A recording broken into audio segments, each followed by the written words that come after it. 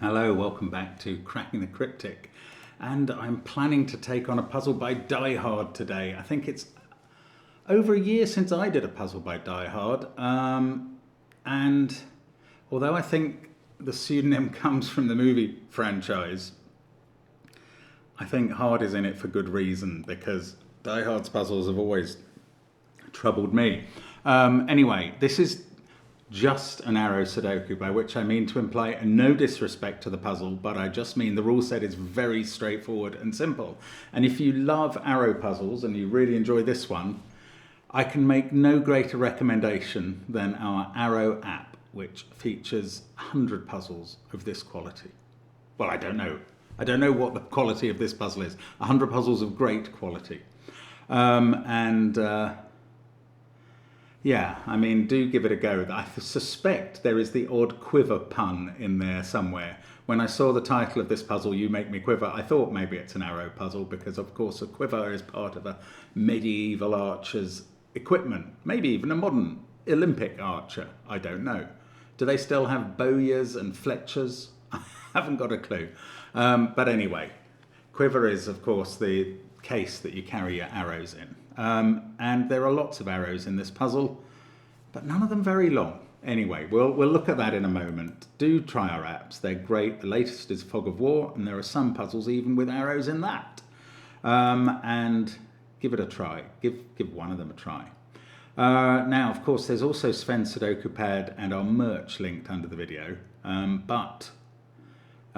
This is Patreon time, because on the 1st we released Blobs' Oil and Water, fantastic puzzle pack of 12 puzzles, and you can enter until the 20th, the competition. You can try them for as long as you like afterwards.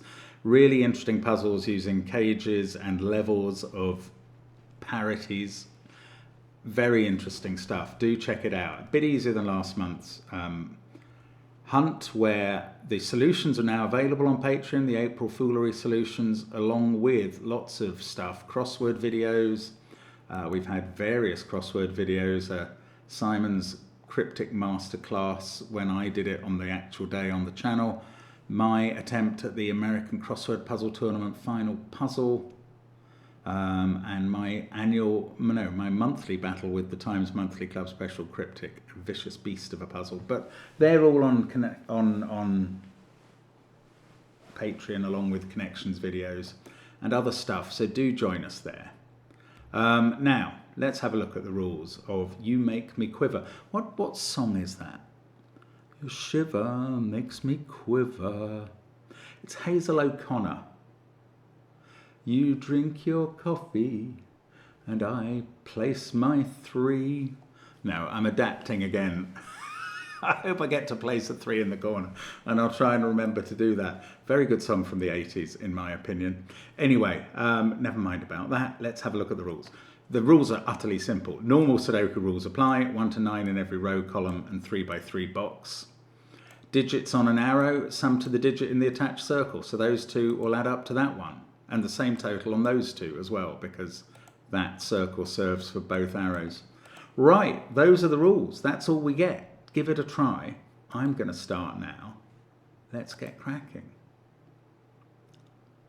These arrows really are short. I mean, normally the way I begin in an arrow puzzle is by finding the arrows which have 3 digits that see each other, and filling in 6, 7, 8, 9 in the circles. And there's none of that here. There's nothing like that going on. Every arrow in this puzzle is 2 cells long. I was about to say, so the only thing we know is that 3 or more goes in every circle. It's just occurred to me that you could have a 2-cell arrow that crossed a border between boxes, rows and columns, and was therefore a 2 in the circle. But the only one that is the right shape is that one, and that doesn't cross a box border. So there are no circles with 2 or 1 in. And that's all I've got so far. It's pathetic, isn't it? Okay, there are a lot of arrow cells in this column, 6 of them. 6 in this row. How many in this box? 6 arrow cells in the box. Right. What's the minimum there? So the minimum for 6 digits is 21. Not only would that not help at all, because you could have 9, 9 and make a minimum 3, but it doesn't even apply because these two are not on the same arrow. I suppose the minimum they can be is a 1 and 2, so that has to have a...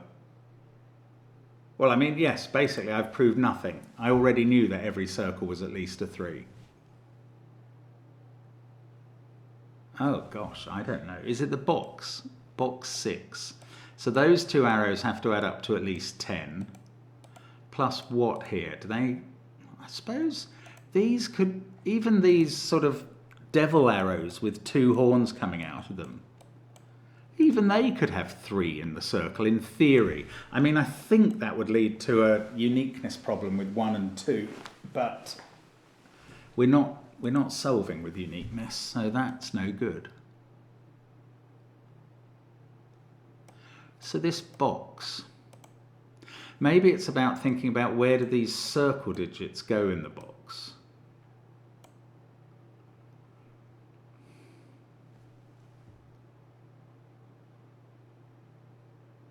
Four circle digits in the central box.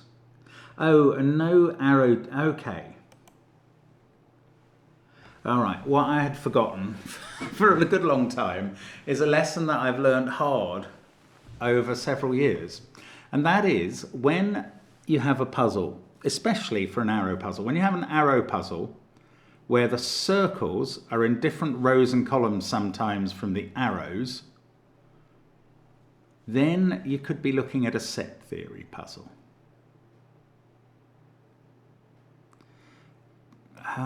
Okay, so how, yeah. Right, I don't know. I'm going to try this first. I'm going to make green row 3 and row 7, column 3 and column 7, because they've got a lot of arrow cells in and no circles. Now, the total of each row and column is a closely guarded secret that only you and I know, and it's always 45. That is because that's the total of the digits 1 to 9, and by rule they go in every row or column. Now, I would love to be able to say that therefore the total that I've highlighted in green is 4 lots of 45. It's not, unless we make sure we count these cells at the intersections twice. So if you allow those cells to be counted twice, once for the row and once for the column, then the total I've highlighted in green is 45 times 4, which is 180. Now, let's compare that with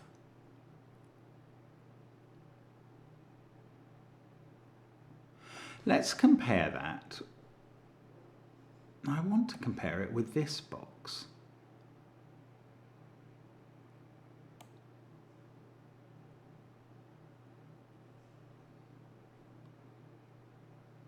But I'm going to start by comparing it with boxes 1, 3, 7 and 9, the corner boxes. I may change horses in midstream this time. Let's make those pink, and then let's say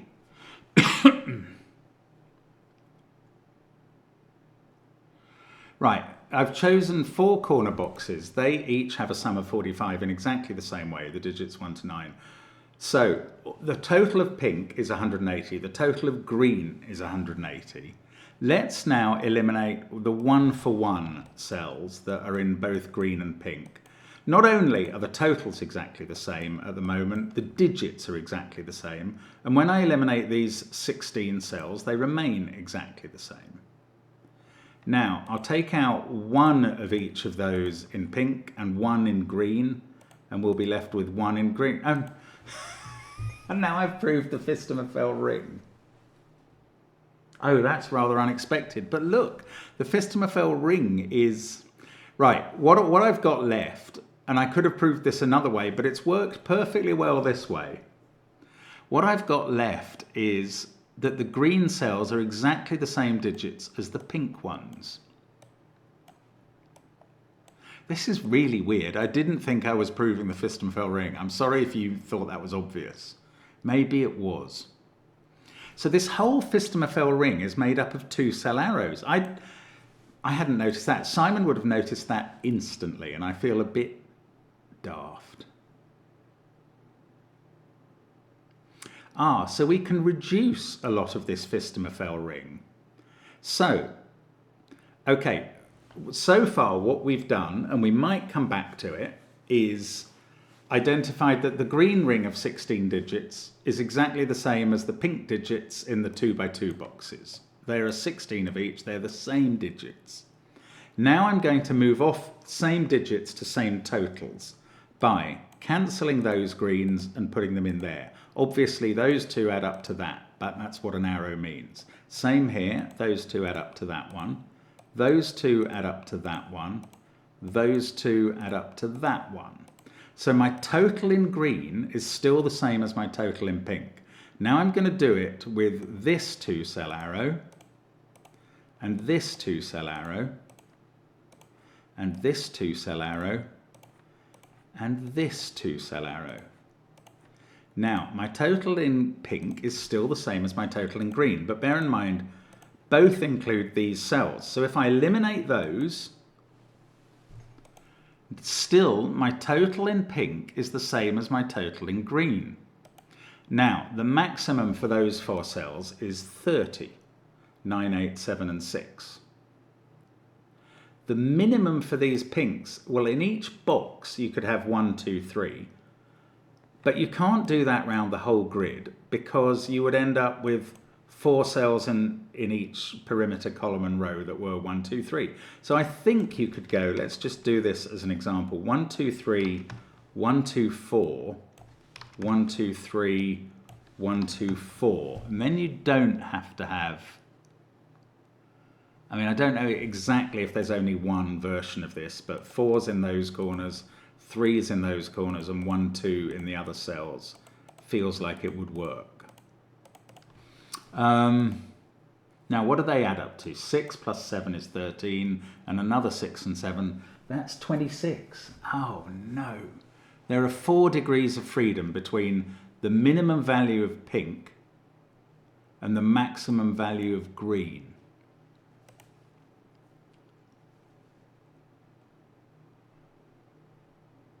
I don't know, what does that mean? Let's go back a step or two.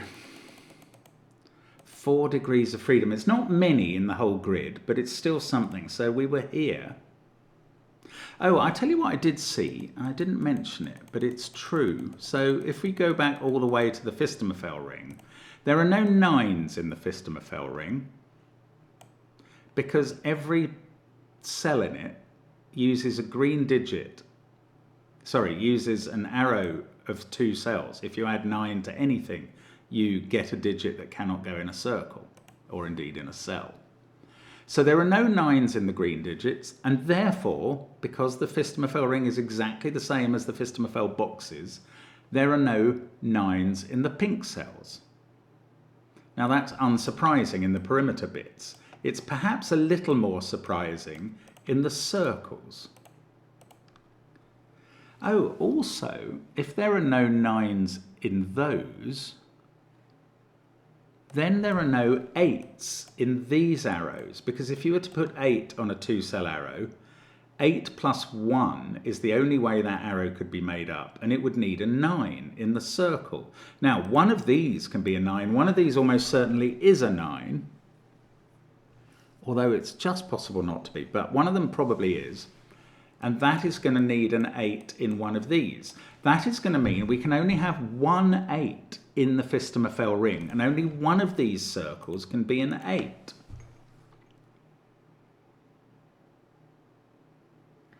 And then what about 7s? I suppose once one of these circles can be an 8, one of these corner arrows around the ring can have a 7 on it, but also one of the arrows going into the center can have a 7 on it, so that you can have 8 on the circles. I mean, you are beginning to use up opportunities for 1 in green, but you're probably going to use all 4 of those in due course.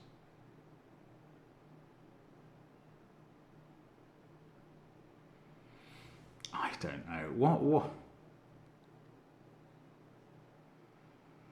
I think I'm missing the point here somehow. Let's go forward again to colouring the central box green. So here, green still adds up to the same as pink in this version.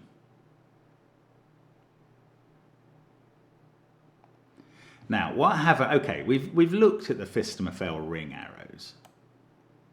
I haven't looked at this arrow, or this one, or this one.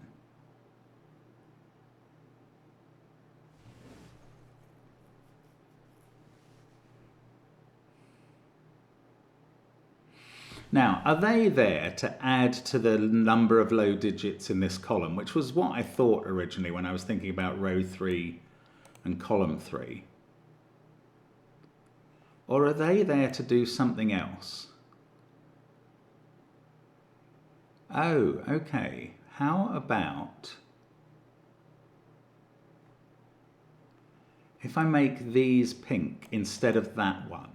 Oh, that's interesting. So just as I was taking 2 cells of green and turning it into a green circle, let's do that the other way round with this pink one. So we'll take that pink and make those 2 pink. And we'll take that pink and make those 2 pink.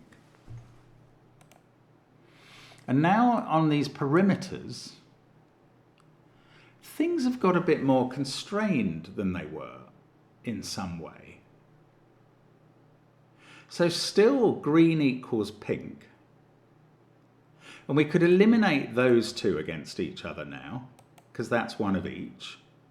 They obviously have the same total. And now what happens now when we minimize pink? So here, because it's gone up quite a lot, the minimum, we've got 1, 2, 3, 4, 5, 6. Well, they could overlap with the 6. So let's say 1, 2, 3, 4, 5 there and a 6 here. That's 21. Another 1, 2, 3, 4, 5 here. That's 36. 1, 2, 3 down here. 42. A 1 and a 2 there. 45. The secret number. What's green's maximum? That was pink's minimum. What's green's maximum? 9, 8, 7 and 6 is 30. And remember, these can't be 9. They're 8 and 7 at a maximum, and that's what they are. That's how we do it. This is insane. Okay, I need to check that. I need to check the maths, because this is mad. This is right. This is definitely right, because it worked to the number. But let me just work that out again. So I'm just going to go back a step and make sure that what I've done is all right. So we got to this point, and I was very comfortable that green equals pink here. Then we're converting that pink into those cells and that pink into those cells. That's got to be okay. There. Oh, now I'm getting... No, then I eliminate row 8, column 2 and 8 completely. And I don't know, maybe you don't have to do that. Maybe you highlight these as well. But I think it works. So they get eliminated, and still pink equals green. It's got to be right. And now what I'm claiming is that the maximum for pink is maximum for green is an 8 and 7 there, 9, 8, 7, 6 here, 45, 30 and 15, yes. Now, that could be 1, 2, 3, 4, 5, 6 equals 21. This could be 1, 2, 3, 4, 5, 36. This could be 1, 2, 3. There's different ways of doing this, but it all comes to the same total. 42 and a 1 and 2 there, 45. Right, I'm filling that in. That's what's happening. That's what's happening. We've got 1, 2, 3, 4, 5, 6 there, where the 6 has to go in the corner. So that can be the only 6 in 1, 2, 3, 4, 5, 6 here. If you put a 5 there, you're going to have 2 6s in this group of cells, and that's going to increase your minimum too much. Now, either way round, this is 1, 2, 3 and that's 1 and 2, or this is 1, 2, 3 and that's 1 and 2. Well, again, the 3 has to be shared. You drink your coffee and I place my 3 in the corner. And these are a 1, 2 pair in both the row and the column, and these are 9, 8, 7, 6. And these are an 8, 7 pair, and we've done it. I mean, we've not done it. We've started the puzzle. That's insane. This is what Die Hard has done. This is brilliant. And I guess it starts with the Fistamafel ring, although I actually started before the Fistamafel ring and proved the Fistamafel ring. I'm quite pleased with that. So we take 1, 2, 3 out of those corners because there's 1, 2, 3 looking at them both in the pink cells. Those corners, are they a 4 and a 5 pair? Yes, I think they probably are. No, they could be the same. I don't know. I should know. Probably just as that had to be a 6, these both have to be 5s. If they weren't both 5s,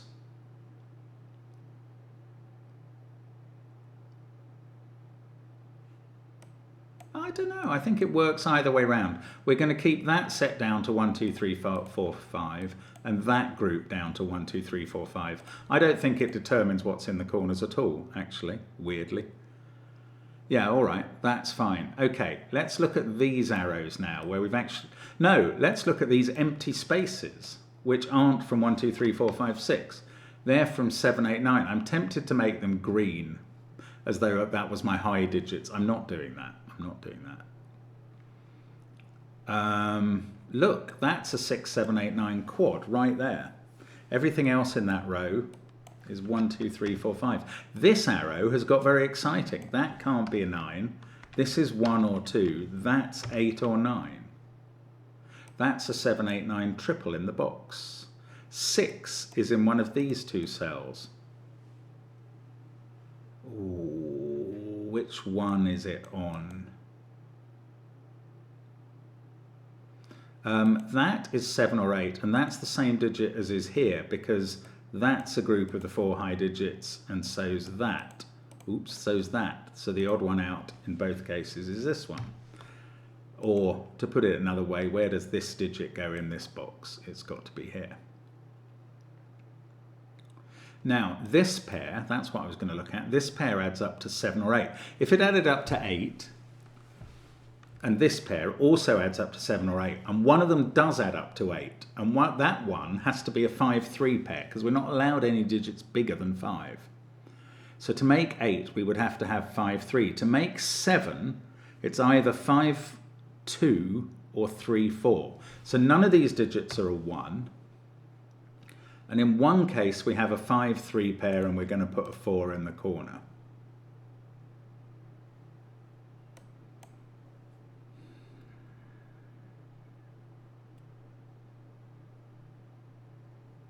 Now, what next? Oh, maybe the... Right. Yes, where are the 1s in the perimeters? This is quite an interesting question. I like it.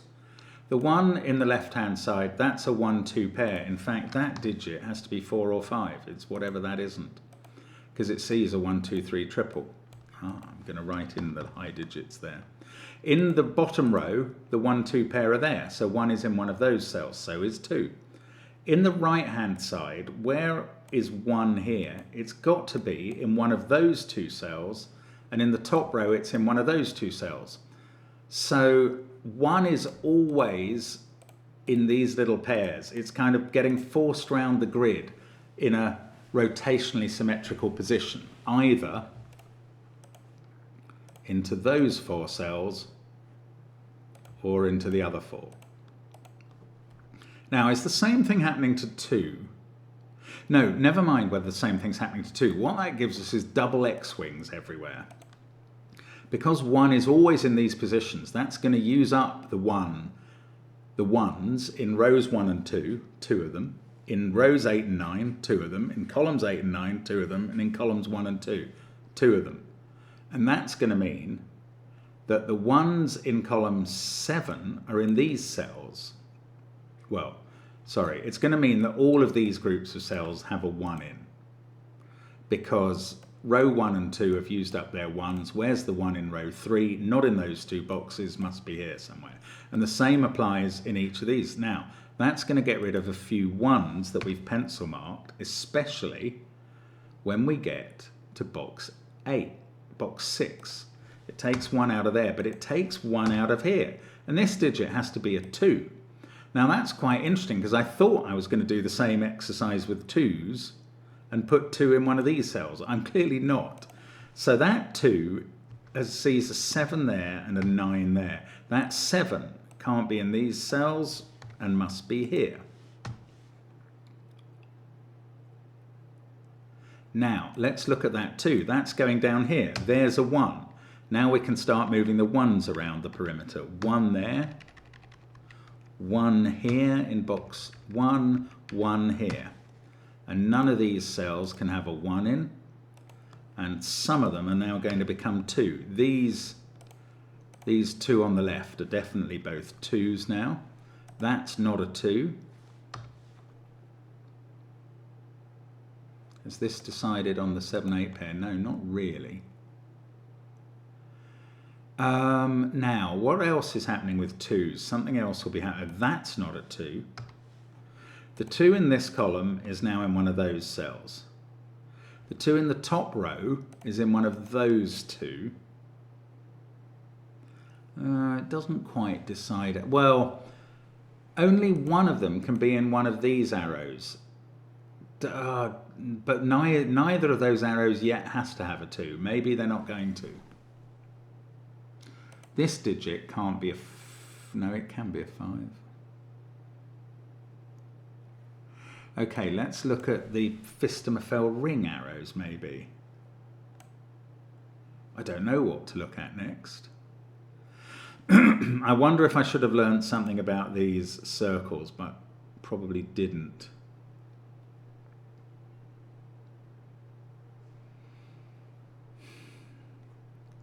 I wanted to focus on 2s, so that can't be a 2 because of this 2. Aha!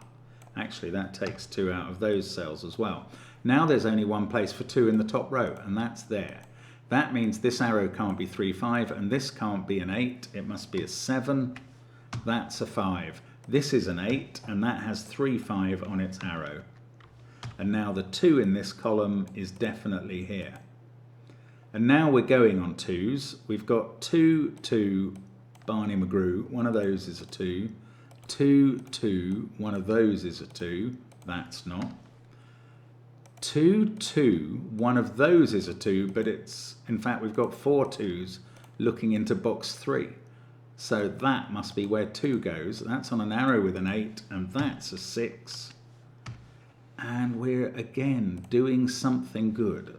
This digit sees 7, 6, 9. That is an 8. And these aren't. This one also is not a 7 in its box. This pair doesn't have a 2 on. If it has a 1 on, the 1 is there. So it could be 6, 1, or it could be 3, 4, either way round. This 8, we've done both of its horns of this devil arrow. Those can't be 7s anymore. 5 is looking into the corner. I saw that ages ago and forgot to do anything with it. That makes this a 3. That sorts out 5 and 3 on the arrow. That makes this a 4 in the corner. This is a 5 because of the 4 that we got in the top corner. 5s come out of those cells. This can't be 3. That can't be 3. That's 4. That's 1. Let's do this row, 3 and 2. Now there's a 1 on this arrow, which means, that's perfect. This can't be 6 or 9, because that 1 would have to go with a 5 and 8, but they've been used in the box. So this is a 1 and a 7, and we know the order. That's fantastic. 1 and 7, 8 there. Now I probably know what this is. In fact, I can finish the box. So that is going to make this a 6. This is a 9. We've got a 7 arrow here and a 7 arrow here, but we've got 2, 5 in the row. So this is a 1, 3, 4, 6 quadruple. I don't know the order at all. Actually, that can't be a 6. I know the order a bit. I don't. But that's a 1, 3, 4, 6, and that digit has to be a 9. And we've got 7 and 8 to place in the row right under their counterparts. That's now a 9. This is a 4. These don't have a 9 in. The 8, 7 are not resolved by the other high digits. Here, this is not 4. That's not 3. This is 3 or 6. That's a 3, 6 pair. We've got 4, 8, 9 down here. We can't put 8 or 9 on the arrow without putting 10 or 11 in the circle. So that's a 4, that's a 6. This, what's this pair? 5 and 7. They're just write-ins. That's a 6. Wow, this is such a clever puzzle. We've got 5 and 6 here, and we know exactly how they go because of 5 and 6 over this side. Now, 5 there, this can't be a 4, 1 arrow because of that. It's a 3, 2 arrow. We've got 1 on this arrow along with 8 to make the 9 total, and that's a 9, and it's all working. It's working. 7 and 8 there. This is a crazy puzzle. Now, 9 and 4 here. 9 and 4. 2 and 5. I am deliberately going more slowly now because I just don't want to make a mistake and botch what is a wonderful puzzle. 1 and 8 there, that's going to fix 7 and 8. I think I should be able to unwind those. I can. Look, that 1 is looking at that, which can't be 3 or 6 because of that. That's fine. That's 4, 3 on the arrow. This pair is a 6, 1 arrow. We know the order. Now we must be able to finish off everything. This is 3, 5, 9. I can't do that yet. This is 1, 3, 4. I can do that. The 1 goes in the middle. The 3 is there. The 4 is there. 3, 4, 5. That's a naked 5. It sees 1, 2, 6, 7, 8, 9 in its column. 3, 4 in its row. Then that's where 3 goes, and that's 4. Up here now, 5 there, 9 there. 3 and 7 down here, 7 and 8 there, 8, 9 there, 9 and 6. That is a brilliant puzzle. I mean, that is just absolute excitement.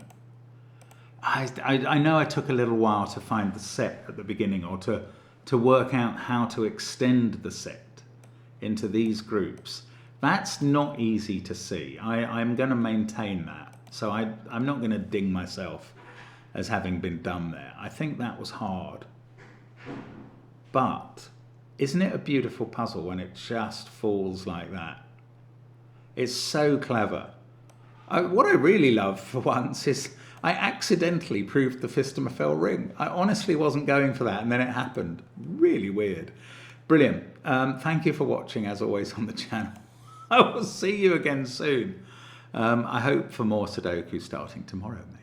Bye for now.